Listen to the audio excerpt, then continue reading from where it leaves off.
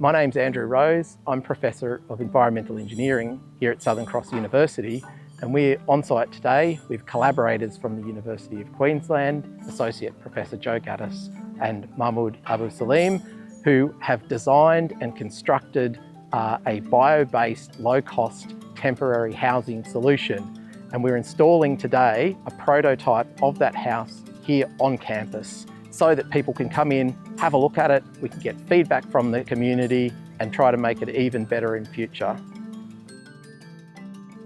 My name is Joe Gaddis and I'm an Associate Professor from the School of Civil Engineering at the University of Queensland.